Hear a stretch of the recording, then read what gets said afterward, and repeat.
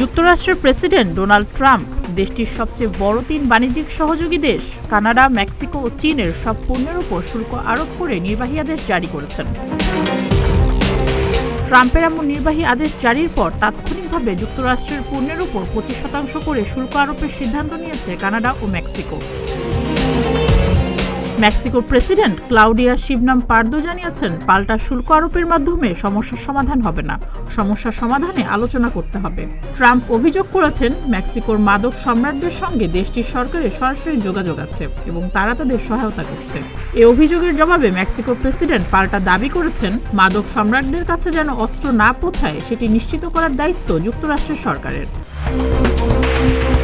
কানাডার প্রধানমন্ত্রী Justin Trudeau জানিয়েছেন, যুক্তরাষ্ট্রের 155 বিলিয়ন সমপরিমাণ পণ্যের উপর 25% শুল্ক আরোপ করা হবে, যার মধ্যে $30 বিলিয়ন পণ্যের উপর আগামী মঙ্গলবার থেকেই শুল্ক আরোপ করা হবে। এদিকে চীন জানিয়েছে, তারা ট্রাম্পের এই সিদ্ধান্তের বিরুদ্ধে আন্তর্জাতিক বাণিজ্যিক সংস্থার কাছে অভিযোগ জানাবে এবং যুক্তরাষ্ট্রের বিরুদ্ধে পাল্টা ব্যবস্থা নেওয়া হবে। ডোনাল্ড ট্রাম্প দাবি করেছেন, যুক্তরাষ্ট্রের মানুষকে বিষাক্ত মাদক ফেনাটিল থেকে বাঁচাতে এবং অবৈধ অভিবাসীদের প্রবেশ ঠেকাতে তিনি শুল্ক আরোপের সিদ্ধান্ত নিয়েছেন।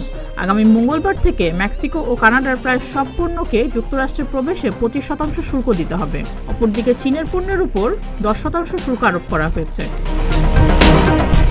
সুস্মিতা, প্রতিদিনের বাংলাদেশ।